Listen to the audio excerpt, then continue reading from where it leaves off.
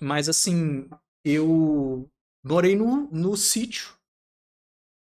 Morei em Vilhena, morei em Colorado do Oeste e morei mais tempo em Machadinho do Oeste.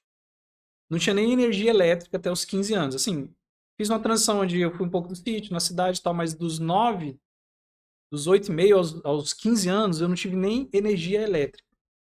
A gente morava num sítio, num primeiro sítio que tinha uma plantação de café. Então eu era responsável ali por fazer as atividades que hoje eu não vejo criança que faça as atividades que eu fazia com 9 anos. Imagina, você levantar 6 horas, 6 e meia, ir para um curral tirar leite ali de 7, 8 vacas, o que não é muito, mas para criança de 8 anos é bastante. Sim. E assim, é todo um risco, né? Existe periculosidade de uma vaca te dar quebrar um braço, vaca brava, né? Tudo isso. Aí eu voltava para casa, a gente não tinha energia elétrica, logo não tinha água encanada, então a gente tinha que tirar a água do poço, 20 metros de profundidade, aquele Uau. negócio, é perigoso aquilo ali, Sim. porque se o balde volta, a manivela volta, você pode. Então, eu enchia ali os baldes para minha mãe, que trabalhava bastante, meu pai também, e depois eu ia mexer o café, porque o café você coloca no terreiro, em cima de uma lona, né? Aí tem um rodo de madeira, não sei se vocês já tiveram oportunidade. Essa parte é legal, é uma lembrança legal que eu tenho, assim, porque quando você vira o café, vem um cheiro muito gostoso, né? Então você tem que passar o rodo ali e virar. Aí o sol seca, você vira e vira e vira até ficar pronto, depois você ensaca, né? E aí eu estudei a minha alfabetização e depois mais de um ano e meio, eu estudei nos colégios que se chamam brisoletas. Esses dias eu até vi que o advogado Kélio Vieira também estudou em colégio assim, ele postou uma foto. E aí eu vi lá. E aí, assim, é aquele colégio onde tem um professor, alfabetização, primeira, segunda, terceira, quarta, o professor é merendeiro Aham. e faz a merenda, lava e limpa tudo. Tinha lá o professor Gideão, queridíssimo, espero que ainda esteja vivo, aproveitando da sua aposentadoria. E durante 6 meses depois que eu passei da quarta série para quinta, eu cheguei aí de pau de arara para a escola, que era uma F4000 com uma lona em cima e um banco de madeira dos lados e um no meio. A gente sentava ali. Sítio, Rondônia, Machadinho do Oeste, é assim. Estrada de chão, quando tem poeira, a poeira se tritura, tritura, tritura Sim. e fica um palmo. Uhum. Quando chove, vira lama. Uhum. Então imagina como eu chegava na escola. Então, às Aham. vezes, assim, questão de bullying eu nem relato, assim, porque você chega tudo sujo ali, né, você já recebe um monte de piadinha ali, né? E assim, nunca desisti. Minha família também não de estudo. Meu pai tem uma formação em tudo, mas assim, formou técnico. Minha mãe terminou o terceiro ano esses dias também. Então não tive esse incentivo, né? Mas eu tenho um pequeno espectro autista, assim, que eu dou conta que nesse sentido me ajuda, né? De a ser focado, um pouco mais focado. E eu tô dizendo isso porque como que a pessoa que morou no sítio, saiu e montou uma empresa de tecnologia, né? Tudo bem que ainda não virou um iFood e tal, né? Mas assim, como que montou, né? Então, isso tudo para mim é mudança de mindset. Então, é você querer buscar, é você ter essa coisa assim que te desassossega e você quer fazer daquilo algo bom. Então, a gente tem uma pessoa que também era aluno do Freud que chama Adler, que também era médico lá, enfim. E ele trabalha muito a psicologia da compensação. Então ele seria assim, ó, a sua fraqueza hoje é a sua fortaleza amanhã. Porque você vai trabalhar a sua fraqueza e ela vai ficar forte, né? Vai ser o Sim. bodybuilding aí, né? Então, eu vim pra cidade, aí aqui eu, inclusive, tive banda de heavy metal com o finado Gustavo Erce. Uau.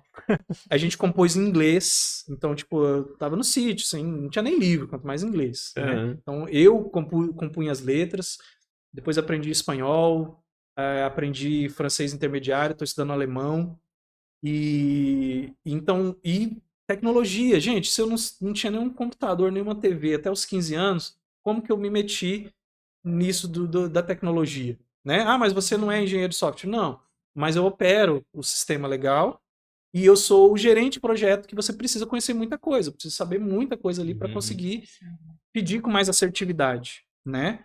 E na área da TI eu seria isso, o gerente de projeto, porque ele não é o desenvolvedor, ele é o que Sim. gerencia a construção, né?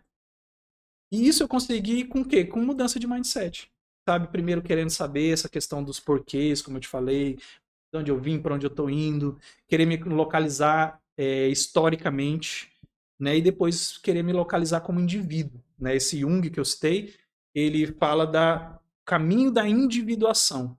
Ou seja, a gente nasce meio que grupo, com coisas herdadas de grupo, de espécie, e a gente tem que se tornar um indivíduo. Se a gente não se torna, a gente adoece. Em resumo, né? Então, o que eu gostaria é que o terapia de bolso ajudasse pessoas, né? Muitas vezes nem lá de se consultar exatamente, às vezes de achar uma informação lá que serve, por exemplo, são coisas simples.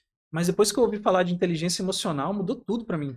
Eu falei, dá para educar a emoção, né? É uma mudança de mindset que até certo momento a gente não pensou. Dá para ensinar, né? Outra coisa muito interessante na psicologia, senso de autoeficácia, que é da TCC. Significa aquilo da autoestima de você falar, eu não consigo, né? Eu não posso, eu não vou lá no podcast hoje, os caras vão começar a me perguntar umas coisas lá, é muito técnica, não sabe, coisa assim. Aí você começa a trabalhar o que você já conquistou na vida, né? Tem aquela ideia do exercício da gratidão e tudo, mas isso é uma técnica mesmo, né? Que ali parece isso. Mas, por exemplo, se eu já apresentei, pensando você, o Lucas pensa com ele mesmo, eu já apresentei um episódio, então eu dou conta de apresentar o segundo. E assim vai, e vai melhorando o seu senso de autoeficácia.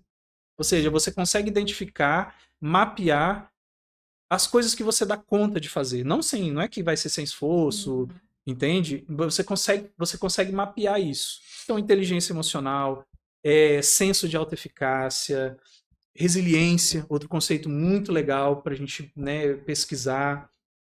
Autoconhecimento, que, né, já é uma palavra muito batida até, sim. né? Então, essas ferramentas de psicologia, a gente encarando ela como ferramentas mesmo, elas nos ajudam a mudar a mente e falar assim, eu acho que eu vou tentar, pelo menos.